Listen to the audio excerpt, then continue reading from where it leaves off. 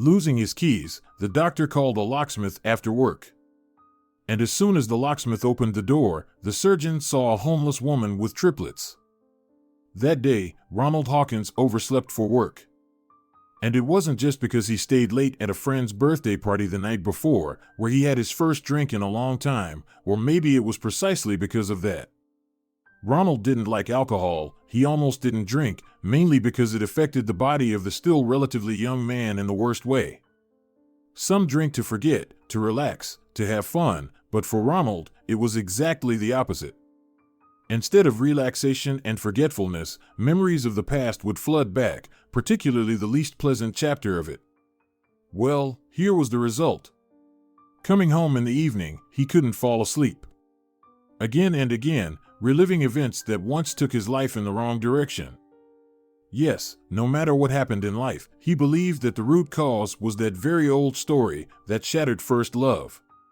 It happened back in his college years.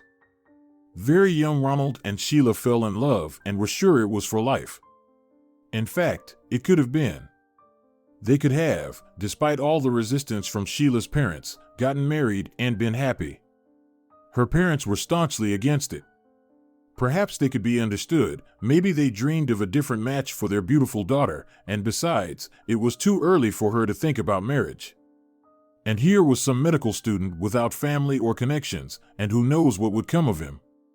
Most likely, nothing good, just some district paramedic writing hospital discharges and referrals to specialists. What else to expect from a rash young man who thought of getting married almost immediately after coming of age? Or maybe her parents suspected some ulterior motive in him, which wouldn't be surprising either, because back then Ronald indeed had no family or connections, while Sheila's parents were well off. But the lovers were so captivated by their feelings that they were ready to elope, ignoring all prohibitions, get married, and then figure things out. And they did. Run away. Without any marriage, they just decided to go to the sea for the holidays, spend a couple of weeks there, and then return, confronting her parents with the fact. I'll tell them, Ronald and I are husband and wife, whether you like it or not, and if they start with you're too young, we'll just leave and won't talk to them anymore. And what, you agree to live in a dorm? Ronald asked cheerfully. I'll agree to anything. What, won't you take me in? Well, that would be unfair, inhumane. Sheila was just as cheerful. Yes, it was such a fun and carefree time.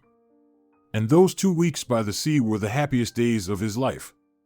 They were alone together and couldn't imagine that their happiness could be shattered. But it ended in complete horror and the ruin of his entire life. They were returning the same way they went there, by hitchhiking. The trip to the sea was fun and trouble-free, they had good fellow travelers, and the return trip was no worse, but just as they were entering the city, the accident happened. Ronald didn't really understand how it all happened. They were traveling without problems, then suddenly a huge truck appeared, and their car spun, swirled, and then there was darkness. He came to in the hospital with no idea what had happened. Eventually, the memories returned, and he was trying to get up, go somewhere, find someone. Obviously, it was clear whom, because even without remembering his own name and surname, he kept repeating. Sheila? Where is Sheila? What happened to her? They gave him an injection and darkness came again. He woke up with a clearer mind. He remembered there had been an accident. He remembered they were returning to their city with Sheila. But where was she now? What happened to her? The nurses, apparently not wanting to upset such a restless patient again, brushed off his questions.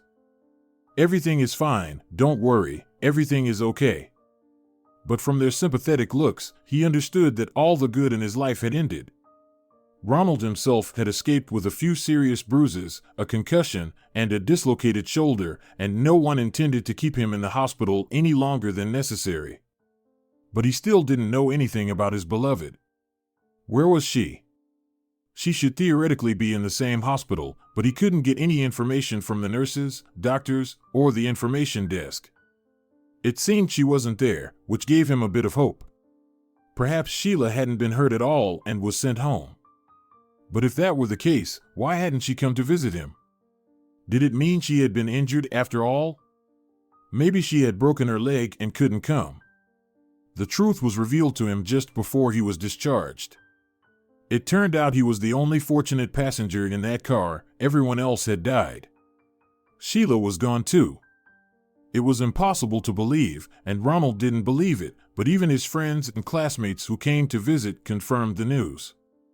Soon after his discharge, he decided to visit Sheila's parents, wanting to know if it was true. And if it was, then where she was buried. But no one opened the door for him. An elderly woman, a neighbor who knew everything that happened, peeked out from the next door. "You're here, handsome. Congratulations on being alive and well. But why did you come here? To mock someone else's misfortune? Leave and don't come back. Don't torture their souls. Do you think it's pleasant for people to see you after you killed their daughter? And they don't live here anymore. After they buried Sheila, they left. Where did they go, and where is she buried? Please tell me, so I can at least visit her grave. And what do you have to do there? You've already done everything you wanted. You took their daughter away alive and well, and she came back in a coffin. What more do you want? To put the old folks in their graves? Don't worry, they'll manage that without you." And so Ronald left with nothing. That is, he already had nothing since Sheila was gone. Time passed, life moved on, and at some point, he finally realized that he would never see his beloved again. He understood that he had to keep living. He graduated from college, got a job, and quite successfully, he became a good doctor and even got married at some point. But he never felt happiness again. He treated his wife well, but she felt his detachment, got upset, and so the marriage didn't last long. They didn't have children, and he had no family. His life was only work, though he never achieved financial success, perhaps because he didn't try? What was the point of it all for him? The only thing he really wanted was his own home. Not an apartment, but a house in the suburbs, and seclusion, so there wouldn't be neighbors with their curiosity, questions, and requests. And recently, he managed to buy his own house. It was a bargain, which is why it was at a reasonable price. Not luxurious, but in a very good location. Just the kind he had dreamed of. The brief joy of acquiring it was quickly replaced by new disappointment. He felt even more lonely. Especially on evenings like the one before, when he returned from a family celebration where it was crowded, fun, and warm. Finding himself once again in his empty house, where no sounds, even of someone else's life, reached him, he felt even more abandoned and unhappy. That's why he couldn't fall asleep for a long time, dozing off only briefly in the morning, and as a result, he overslept. Jumping up quickly, he somehow pulled himself together, dressed, and hurried to work. Being late was out of the question. Lately, the management had been openly expressing their dissatisfaction with him, and there were reasons for that. Sometimes Ronald even thought he'd have to resign and look for another job. It wasn't that hard, after all, a good doctor wouldn't be out of work, but he still wanted to leave on good terms, and it seemed he wouldn't manage that either.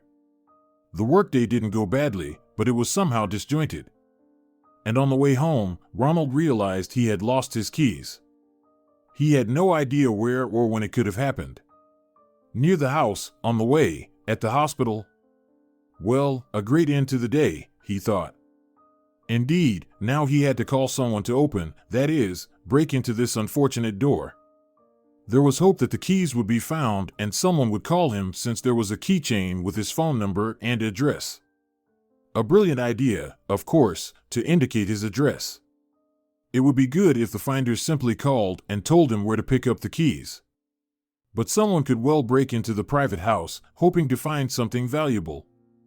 The only thing was, Ronald had nothing valuable, but still, the idea of someone wandering around his home was unpleasant. No one, of course, ever called. He had to call the service that exists specifically for people like him who lose their keys. Naturally, it would be expensive, but what else could he do? He couldn't spend the night on the street. Besides, there was little hope that the key would be found and returned. The door was opened, Ronald paid, entered the house, undressed in the hallway, and suddenly realized he wasn't alone. Could someone have actually broken into his home? He froze, listening. Yes, there were definitely sounds coming from the depth of the house, and they could only be the cries of newborns. At that moment, the door to the hallway opened, and a very young woman, clearly frightened, came out from deeper inside. "Hello, I'm so sorry," she said in an uncertain, trembling voice. "Who are you? And how did you get here?" Ronald asked, realizing that he had nothing to fear. "I'm Linda. I found your key, read the address. I know I shouldn't have done it, and I understand it's a crime, but, you see, I was recently discharged from the maternity hospital, and it turned out I had nowhere to go. I have triplets, they needed to be fed and changed, and it's cold. So, I decided to come here. I just had nowhere else to go." Well, what a situation. How can it be that a mother of triplets has nowhere to go? And how did you carry them here? The maternity hospital gave me a stroller in honor of having triplets, a rare case, so we have a means of transport, but nothing else. I was planning to go to my mom's, she explained. And Ronald could see that the woman was indeed in a very difficult situation. During this confused explanation, he walked into the room and saw that indeed, there were 3 babies lying in a special stroller. "Boys?" he asked. "2 boys and 1 girl," the young mother finally smiled, looking at her treasures. "You won't kick us out, will you?" "Well, I'm not a monster. Have you had anything to eat? Tea? You need to eat well, you're feeding 3 after all," the doctor in him finally awoke. "Yes, I drank some sweet tea. I took it from you because I don't have anything, I'm sorry. I'll probably leave tomorrow." "And then you'll wander the streets looking for another key?" Ronald asked mockingly. "Next time you might not be so lucky. You were planning to go to your mom's? But your mom probably isn't ready for such surprises. Okay, we'll figure out what to do later. Let's think about dinner for now. And the father of the children, I assume, isn't in the picture?" "Yes, that's how it is. But it's okay, I'll manage somehow, don't worry, I will leave for sure." Tears glistened in the woman's eyes. "There's no need to cry now, in fact, it's undesirable," Ronald said, finally finding his doctor's tone. "Is your mom far away? And you don't have money to get to her, right? Well, I can help with that, but you need to think about how you'll explain your surprises to her. She won't kick you out, will she?" "No, of course not. She's very kind, and she knew I was going to have children, she wanted them herself. But she's sick right now, but it's okay." "Well, here's the deal," Ronald said decisively. "I live here alone. You can stay with your babies as long as you need to, they're just tiny."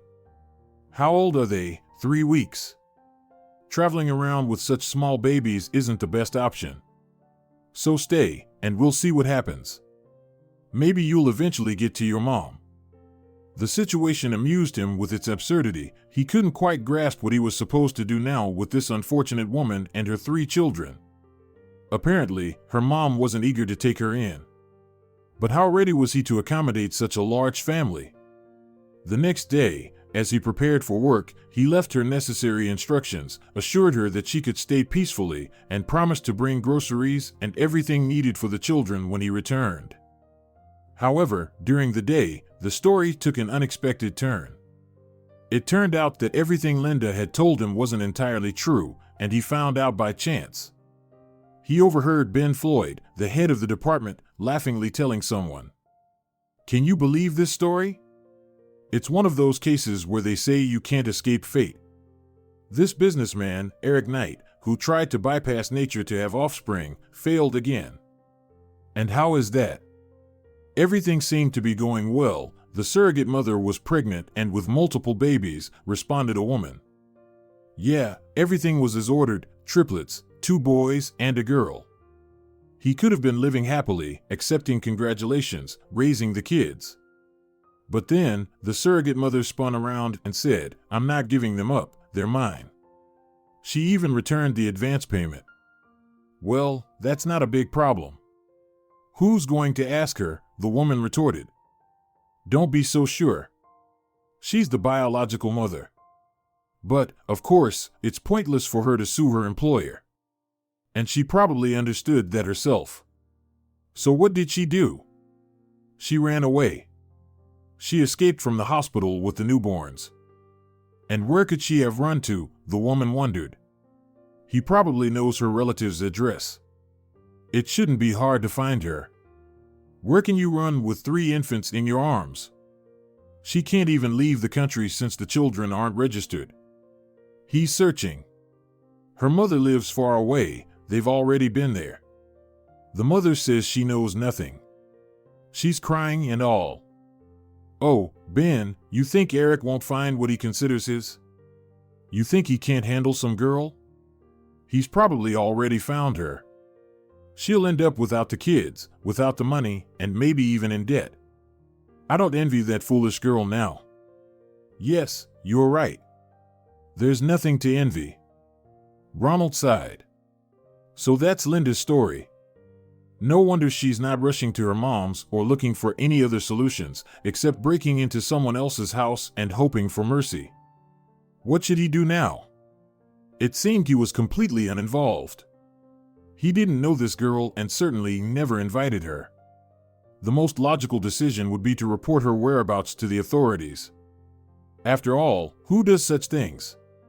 She probably needed money and decided to earn it in such an unusual way, a way not every woman would choose, and then suddenly felt remorseful?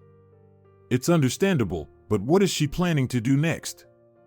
At the very least, as an adult and rational person, he couldn't shelter her and her 3 kids indefinitely. But he also didn't want to hand over the woman and especially the children to this businessman, who was clearly not the most decent person. It wasn't right for the children to live with such a father. Ronald wasn't acquainted with him personally, but he had seen him a few times and even heard him talk about the upcoming fatherhood. He seemed to be an old friend of Ben's and once said to him, "I want children, but without any women. You can't get rid of them later. I'm ready to do it this way, pay once, get what I need, and then let her go wherever she wants. Otherwise, she'll start demanding things, blackmailing me with these children. I want to raise them myself, my way, without any mothers." "So you'll be the one taking care of them then?" Ben asked. "Don't be ridiculous. Who takes care of children these days? Changing dirty diapers, cooking porridge, wiping noses. You can always find the right people for that, hire nannies and maids as many as you want. But everything else, that's my domain." Even then, this businessman had given Ronald an uneasy feeling, and now even more so. Poor Linda, poor children. Ronald had thought it was just a simple story. Some scoundrel had tricked a girl, abandoned her, scared of responsibility. But that would have been too easy. He could have just taken her to her mother and that would have been it. But it turned out to be much more complex and serious. What would become of them now? The only hope was that the businessman would eventually calm down, especially since Linda, it seemed, hadn't taken his money. Well, he'd rage a little and then forget. Maybe he'd find another surrogate mother. After work, Ronald went home, deciding to discuss the situation with his guest, to let her know that he knew everything and to finally find out her truth. She must have some plans for her future. It turned out she solved the problem in the only way available to her. She left. And from Ronald too. On the kitchen table, there was only a note. "Dear Ronald, I'm very grateful to you for taking us in, not kicking us out, and not reporting us to the police. But we can't stay with you any longer. My conscience simply won't allow it. Everything is fine with me and the children. Please don't tell anyone that we were seen. And thank you again for your hospitality. Linda." Ronald read the note several times, standing by the table, then threw it away in annoyance. "The bird flew away from here, I wonder where. Where will she wander now with the children? And is there any point in me even thinking about this?" But staying in his now even more lonely house was also difficult. Ronald went outside. He understood perfectly that he wouldn't be able to catch her, to find the runaway. But he also couldn't just sit and do nothing. He went out, walked back and forth on the street, and there he was noticed by an elderly neighbor who tried to keep up with the lives of everyone in the neighborhood. He could talk to her for hours, so Ronald tried to avoid meeting her. But today, it was quite possible that Vanessa Ortiz could be helpful. They greeted each other, and the old lady, apparently waiting for the neighbor herself, immediately began talking. "And who is that lodger of yours, Ronald? Young, beautiful, I even thought you might have gotten married. But no, she's too young for that. You're a serious man, you wouldn't get involved with such young girls."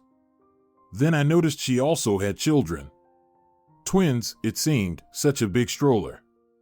"Yes, she is indeed a lodger," Ronald explained. "She just left today. By the way, did you see her leaving?" "How could I not see? I was standing right here." "She called a taxi, and a big car arrived. The driver came out, helped her load the stroller, and she put the children in some special carrier. I thought they were twins, but she had triplets." "Yes, that happens. By the way, did she mention where she was going?" "She wasn't very talkative. I approached her to ask about the children, this and that, but she only mumbled yes and no, that's all. I also asked where she was headed, but she didn't tell me. I heard her tell the driver, 'To the outskirts, and then I'll show you the next village along the road.' That's all she said." "To the village?" asked Ronald. "Yes, quite a large settlement." "So did she run away secretly? Didn't steal anything, did she?" "You should report it, just in case she does something with the children," the old lady fretted. "Oh no, Vanessa, everything is fine. Her mother lives there. I just thought we would go together, but that's how it turned out." "Thank you. I think she'll come back soon." He was filled with vexation. Linda had stolen something very important from him, his peace of mind. Now he had to worry about what would happen to this wayward girl, to be anxious for her. How could he help her if needed? He had offered for her to stay, and no one would have looked for her at his place. But now what? Eric and his men don't even need to search, they have the address. And what about him, going around all the villages? He would have to. And all because of a trifling lost key. Fate seemed to have decided this, so he would have to continue what he started, meaning he would have to find Linda and her children and try to help. He had 2 days off ahead and could spend them on a good deed, rather than lonely TV watching. He found out the way to the settlement, near which was the village where his new acquaintance was probably hiding. It wasn't too far to drive, about 3 hours, but there were several villages in the area, complicating the search.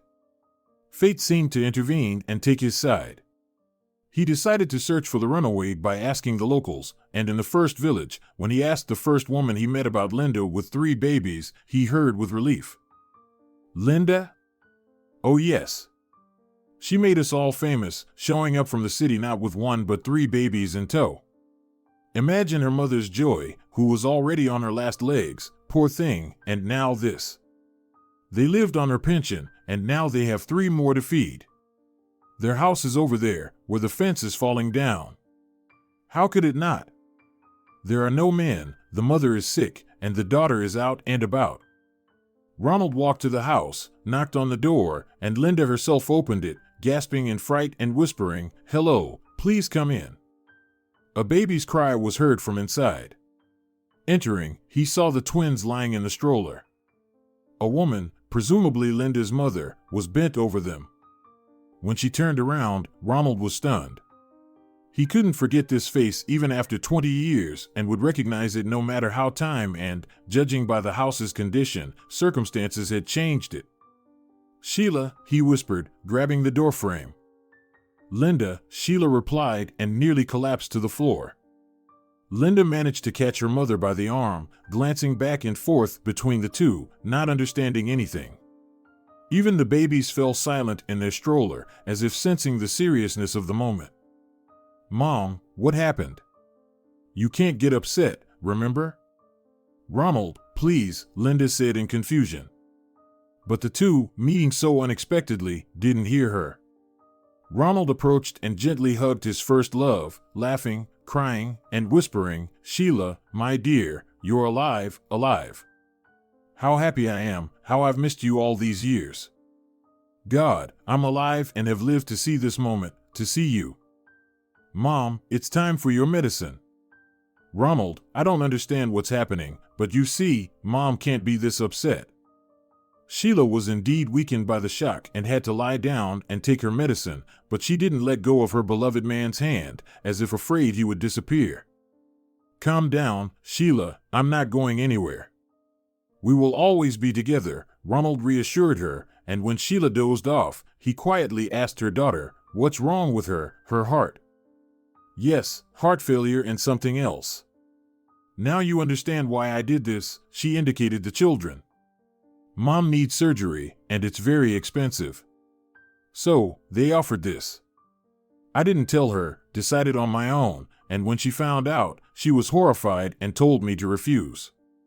I tried to tell Eric right away that I changed my mind, but he wouldn't listen, so I ran away. Now I don't know what will happen. Now, let's pack your things and go to my place. I have better conditions, and Eric won't find you there." "Were you and Mom acquainted before?" the young mother dared to ask. "Yes, in our youth. Then there was an accident, and her parents told me she died. She probably told you about it. Now, let's pack up, get your papers, and go home. I've bought everything for the babies, you'll be well there. We'll take care of Sheila's health, I'll do everything I can." The question of why they were separated no longer troubled Ronald. It was clear, Sheila's parents had always been against them being together and had seized the opportunity. But what had happened afterward? Her parents were wealthy people, so how had their daughter fallen into such dire straits? However, all this could be figured out later. The main thing now was to save Sheila. He set about this task immediately after settling the whole family in his home.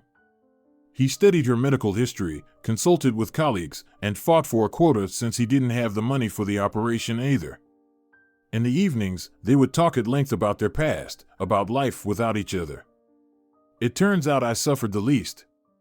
I lost consciousness at the beginning, then woke up but couldn't move, having injured my neck. It was so terrifying to think it might be permanent. Even more terrifying was that you weren't moving, lying there like you were dead. I remember them loading you into the ambulance, but you never regained consciousness. They informed my parents, who took me home and then moved me out to a large house we had in the countryside. They thought it would be easier for me to recover there. They brought doctors, I wore a special neck brace and kept asking, 'Where is Ronald? What happened to him?' Eventually, my mother told me you had died. I cried so much, screamed, didn't want to live. They told me you were gone too, and somehow convinced all our mutual friends. No one even hinted that you were alive," Ronald marveled. "And I didn't see anyone, nor did I want to. I truly didn't feel like I was living. I even wanted to end it all," she admitted. "But you were pregnant?" "I didn't realize or feel it for a long time. My mother suspected it after 3 months. Linda saved me, otherwise, they would have brought in another doctor, and I wouldn't have been able to resist. I had no strength. All I could think was, Ronald is gone. My parents didn't want grandchildren, especially from you. After she was born, everything started falling apart. My father began drinking, and not just drinking, but gambling too. At home, he yelled at us and even raised his hand. Unbelievable, he seemed to love you, and then that, Ronald was astonished. Nerves. He lost his job, all our friends turned away. Linda was 7 when he died, and my mother got sick. At first, she just felt unwell, but soon she was bedridden. That's why I couldn't return to the city to find work, we were completely ruined by then. We sold the house and moved to a smaller one. I took care of my mother, and Linda went to school. With all these worries, I didn't even notice my own illness. Even after my mother saved me, I didn't feel it. Well, it hurt, but I thought it was nothing. Then, when I had to call an ambulance and stayed in the hospital for tests, I got scared. I realized that I was ruining my daughter's life just like my mother did to me.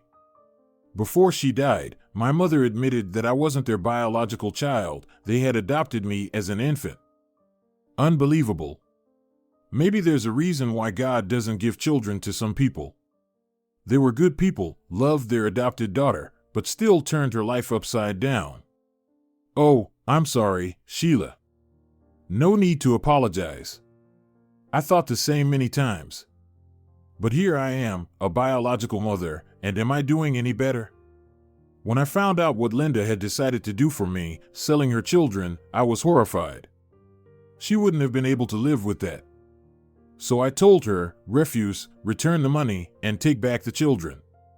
No operation can help me now, and you'll lose both me and them. And so it turned out as it did, Sheila sighed sadly. Well, it turned out well. The children will stay with Linda, I'm sure of that, and most importantly, the operation should help you. I found out that the problem isn't exactly life-threatening. Your turn will come soon, I've already arranged everything. You'll have good doctors, the best room, and in a month, you'll be healthy as ever.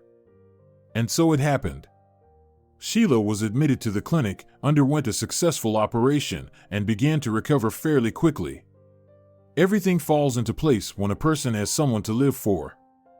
But Eric Knight found out that the woman who had caused him mortal offense by taking away his children was in the hospital. He didn't keep it a secret that Ronald was involved in this sick person's fate. The businessman decided to confront this directly in the hospital. I understand you know where Linda and my children are, he asked directly. I don't know where you got that idea, but even if it were true, it's none of your concern, Ronald calmly replied. But Eric wasn't backing down, opting to act as aggressively as ever. It's not your place to decide what concerns me or not. This fraud stole my children and must return them. I'm not going to court, I have other, faster ways of dealing with this, so tell her that. And you better not get involved. I eat people like you for breakfast, got it? I have my ways too. No one stole anyone from you, she gave birth to the children for herself and refused money. I don't understand why you've come here with your incomprehensible claims. Leave, this is a medical institution. There's no place here for settling scores. The scandal turned out to be quite loud after all. There were enough witnesses, and the businessman left, promising significant trouble for the doctor. Perhaps it would have ended that way, but the next day Eric was found murdered. It didn't resemble a dispute with a businessman's, say, competitors, it wasn't a contract killing. Someone simply smashed his head in. Ronald was immediately suspected. The body was found not far from his home. He had a motive for murder, a conflict with the deceased, and no alibi. He was sent to investigative isolation, although he had no intention of confessing to the crime, as he wasn't involved. Meanwhile, the deceased's friends immediately and unconditionally believed and promised to avenge the doctor, saying that prison would mean a hard but short life for him, because Eric Knight suddenly left many unfinished matters, which disappointed many partners. This became a disaster for both Sheila and Linda. They were left alone without any help, and they didn't even have the right to live in the house of a person who might soon be sent to prison. Talking to investigators, they saw that he sincerely tried to help figure out this case, but all the evidence was against the suspect. Sheila, who successfully survived the surgery, was discharged to recover at home. And although the woman felt quite well, she realized how difficult it would be for them now, and there was no help to wait for. They could only hope for themselves, but what could they do? They couldn't even afford a decent lawyer. Linda, desperate and willing to do anything, decided to turn to a fortune teller, whose abilities she had heard of before. One friend told her about the wonderful abilities of this woman when she was looking for thieves who had stolen from them seriously. You can't imagine, she told me everything as it was. I wouldn't have believed it myself. We were looking for thieves back then, we were seriously robbed, and the police were silent and didn't do anything. And she pinpointed exactly who stole and where they hid. So write down the address and, if necessary, contact her. She charges very little, she doesn't set any price at all, just give her what you can. This also became a significant argument for Linda, as they and their mother had almost no money left. She went to the address with little hope and some fear. Who knows what kind of woman she was and what she was capable of? But the fortune teller grandmother greeted her warmly and immediately put her at ease by not pretending to be an all-knowing oracle from the outset. Moreover, there were no attributes like crystal balls, mini icons, dried snakes, and the like in her room, just an ordinary elderly lady living in a regular room. Although she did take out a tarot deck, she immediately cautioned. The cards are just helpers, I don't derive the main information from them. Just like that, the grandmother vaguely waved her hand. And you, dear, tell me what problem you have and what question is troubling you. I can see it's not an unhappy love. Yes, not love, Linda began, recounting what had happened to her father. How can I help him? He's not guilty of anything, I'm sure of that. She shivered slightly under the perceptive gaze of the elderly fortune teller. Though she looked friendly, it was a bit too attentive, as if trying to learn more than Linda was saying. Meanwhile, she mechanically shuffled the cards, occasionally laying one down without looking, then glanced at the resulting combination and nodded. I see, he's not guilty. It's better you tell me about him, what you know. I understand it's not much, but what you do know makes him worthy of respect and love. Don't doubt it, they'll release him, but not right away. It will take effort. And tell me about your mother. His accusations aren't tied to her, but she was the most important person in his life and will continue to be. Surprised by such insight, Linda shared what she knew, watching as the grandmother's face changed before her eyes. All right then, she finally said. To help your father out of trouble, he needs to communicate with those he works with. How? Don't ask, you'll find out on your own. Go, talk, and don't give up if you don't find out everything right away. The answer will come unexpectedly. But for now, let me take a look at your neck to see if you have a certain charm there. And Linda did have one. She rarely saw this birthmark, shaped like a butterfly, on her own neck, hidden by her hair. She saw a similar one on her mother's neck more often, and apparently, this mark meant something, and the woman knew about it. The fortune teller approached, moved Linda's hair aside, and gasped. My mother had the same one, is that bad? The guest asked nervously. No, dear. I need to see your mother too. This means she's my daughter, and you're my granddaughter, she said, choking up. But my grandma passed away, Linda said. I fostered your mother when I was young, foolish, and alone, and at that moment, it seemed like the only right decision, to give her up. What could I give a child? I was poor, without prospects. I gave her up and moved on, but 6 months later, I couldn't bear it. I went to the baby house where they'd sent her, and they said, too late, she's been adopted. They wouldn't tell me anything, not her name, nothing at all.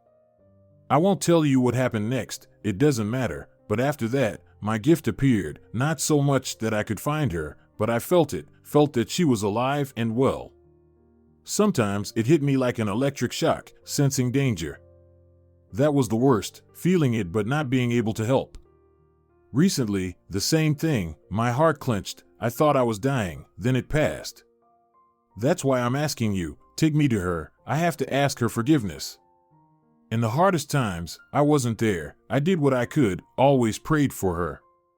Linda froze, listening to the story. Could all of this be true? Does this really happen? She came to ask for help for her father and found her grandmother? But everything the fortune teller said seemed so true, so they returned home together. Sheila was equally stunned by the guest story, and finally, she met with her biological mother. Will you forgive me? The fortune teller asked through tears. Believe me, I paid a very heavy price for my sin. I've lived my whole life without a single close soul nearby. I'm not complaining, don't think poorly of me, shoo me away, I won't be offended. I just wanted to know you, and now I do. All three women embraced and, crying together, realized they had no one closer to them than each other. Now that you, Sheila, have found your happiness and your health will improve, everything will be fine in your life, don't be afraid of anything. And to save your father from the people at his hospital, go there, Linda's grandmother reminded her. Not everyone will agree to help, but someone will respond. And that was Linda's main goal. She understood there weren't many chances. Where could she get the necessary resources and knowledge? But living knowing that her father, a man innocent of any wrongdoing, was in prison was unbearable. The only option left was to visit the hospital where he had worked. Maybe someone there would know something? After all, he had worked there for a long time, everyone knew him, maybe someone was aware of something. In any case, she had to find out something. However, she encountered a cruel disappointment there. Linda decided to start her investigation with the head doctor. She asked the first nurse she met how to get to him. "What's the matter?" the nurse inquired. "Personal matter," Linda boldly replied. "I see." The girl drawled mockingly. "Roger Jones can't see anyone personally right now. But perhaps you should talk to the head of the department, Ben Floyd. He loves chatting about personal matters. Follow me." The head doctor wasn't alone in his office. There were two women with him, apparently doctors, but their conversation clearly wasn't business related. All three turned around, their merry smiles fading. "Where are you from, lovely child, and what's the matter?" Ben asked cheerfully. "I'm sorry if this is a bad time, or if I'm in the wrong place, but I'm Ronald's daughter and I wanted to know if he had any work-related issues. I heard that might be the reason for his conviction." She had no intention of mentioning the fortune teller, and looking at the faces of the department head and his subordinates, she realized she had definitely come to the wrong place. The smiles vanished without a trace, and the trio looked at Linda almost with hostility. "Issues?" the department head asked with blood rising to his face. He was a walking issue himself. "I was planning to fire him outright because medicine needs to keep such people far away. Where he is now and where your father will go after the trial, he'll fit in much better there. And don't come here again." "And who's this daughter that suddenly appeared?" the younger female doctor asked in a delicate voice. "He was always completely alone, and now here you are, a whole grown-up daughter." "I can explain to you," the older woman said sternly. "Did you come for material assistance for Daddy, eh? Do you have documents, dear? Or did your so-called dad not manage to adopt you?" "What?" "No, nothing like that. I just wanted to know." Linda was completely thrown off by their intensity. "He's not guilty, that's what I thought." "You should have thought about that before you came to busy people with your questions," Ben said, already calming down. "Your father had problems galore, and even if he hadn't committed this murder, he would have soon been in jail for his official misconduct. Ronald is no angel, as you seem to believe. I'd advise you kindly to stay away from him, or else who knows what might happen." Linda understood she had come for nothing, so after a hurried goodbye, she left, trying to hold back her tears. So much for her grandmother's predictions. Yes, she had warned that not everyone would agree to help, but if the head refused, his subordinates certainly wouldn't talk to her. And these were the people her father worked with? It's no wonder he had problems. But it seemed she would never find out what exactly happened there, and these people probably knew something or were even involved in what Ronald was accused of. As soon as she left the building, someone quietly called out to her. "Miss, wait," a young man in a white coat stopped Linda. Linda stopped, looking at the young man hopefully. "I overheard why you came here, and I want to tell you something. We just need to be careful so no one sees us. I've only been working here recently, more like an intern, still studying at medical school. So, this Ben, the head doctor, he definitely set something up. He's been against Ronald for a long time, trying to squeeze him out, all because your father exposed some of his drug dealings. And you know, I'm sure he knew the person who was killed as well. He talked to Ben, I saw it. I wanted to go to the police myself, but who would listen to me? They'd kick me out of here and I wouldn't be allowed to finish my studies." "Thank you," Linda whispered, wiping away tears. "Can I refer to you at the police station? Can you give a statement?" "Yeah, I probably can tell them what I know. My name is Chris Davis. And you?" "I'm Linda."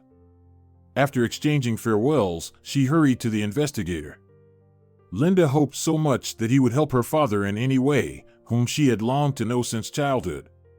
And now that she had found out about his existence, she feared losing him more than anything. Her entire hope rested on the investigator, who, judging by everything, also didn't particularly believe in the doctor's guilt. However, after hearing Linda out, the investigator didn't immediately give her hope, saying that a lengthy investigation lay ahead and its outcome was unpredictable. But even this gave Linda some relief. Her certainty in her father's innocence did not allow her to doubt that he would soon be free. With this joyful news, she went home. "Do you still love him and hope that you'll be together again?" Linda cautiously asked, hoping for this with all her heart. "Yes, daughter, I love him and I always have. There's no point in hiding it. But whether we'll be together, I think that's not so important. The main thing is that we'll never be apart like all these years. Now he knows you're his daughter, we have grandchildren together, what more could I ask for? I understand perfectly well that I'm no longer the girl he loved, just an old woman not in the best health. What love is there? I just want to help you with the kids and wait for my happiness," her mother replied thoughtfully. "And don't you want to communicate with your mother?" Linda was genuinely concerned about this question. "Why wouldn't I? I have no grudges against her anymore. My adoptive parents caused me much more pain when they separated me so cruelly from my beloved, the father of my child. But I don't intend to hold a grudge against them either. At that moment, when I thought I was dying, it turned out I still had to live because you were already living inside me. And my foster mother did support me after all. She didn't take me in back then to ruin my life, she just wanted me to be happy. If we understood happiness differently, whose fault is that?" Mother and daughter embraced, ready for good news. And it came to pass that Ronald was indeed released, but only a month later, when a gang of doctors under the leadership of that department head was caught in their schemes and gave grateful testimonies about it. Moreover, it turned out that it was the department head who had organized the businessman's murder. Primarily because the businessman was involved in some of the schemes, and secondly, he found out about the conflict between Eric and Ronald. All that was left was to manipulate the evidence, and the man who had been planning to expose the gang was seriously accused. The investigator did serious work and exposed the gang, clearing Ronald of all charges. Returning home, he found his family had grown slightly. Waiting for him were not only his beloved Sheila, daughter Linda, and 3 grandchildren Alan, George, and Alice, but also a new face, Sheila's mother, Barbara Johnson. Yes, Sheila invited her mother to live with them, as it turned out that Grandma got along wonderfully with the little ones. Despite being very young, they also recognized her as family and settled down much quicker with their great-grandmother around. Ronald wasn't against her presence at all, he was happy to return to a home where he was so eagerly awaited. He didn't immediately learn about the possible changes in his daughter's life. Linda herself didn't yet know how strong and serious her relationship with Chris, the hospital orderly, was. But from the day they met, he often called her, invited her out, and came home to meet her mother and grandmother. "Linda, I don't understand why you're not sure about him when it's clear he loves you," Sheila wondered. "I'm not sure I have the right to burden a young guy with 3 children. Yes, I like him, I feel good with him, but don't rub salt in my wounds, Mom. I fear disappointments and don't want any trouble for him." "Oh dear, disappointments await you if you turn him down," Grandma joined the conversation. "I'm not a fortune teller, I won't lie, but sometimes I suddenly see things, I don't know why. And right now, I see happiness right next to you, and it's with this young man. Well, it's up to you now, I won't give any more advice." After Grandma set her on the right path in her efforts to save her father, Linda trusted her wholeheartedly. However, it took some time before it became clear that she and Chris would indeed be a couple, and they became husband and wife when the children turned 1 year old. By then, her parents had become spouses, and their life was going quite well. Ronald returned to the hospital, which became possible after his adversaries left the medical institution and faced trial. Now he himself became the head of the department. His relationship with his first love also flourished. He and Sheila seemed to continue the relationship that had been interrupted more than 20 years ago against their will. They wanted to start everything anew so much that Ronald jokingly, but not entirely in jest, sometimes hinted to Sheila that they could still have a child together. "Oh, Ronald, bless your heart," Sheila laughed. "A niece or nephew for the grandkids? Don't tease me. Although if health allows, I would very much like to raise at least one child in a real, complete family." "I wouldn't mind spoiling a grandchild either," Barbara echoed. "And Sheila, don't doubt your health. You have enough for both giving birth and raising a child. Don't be afraid in vain. I think you should have another little girl." Linda liked this idea too, and under the weight of their persuasion, Sheila, feeling flustered, promised to consider this matter. If you enjoyed the story, please support it with a like and a comment. All the best to you.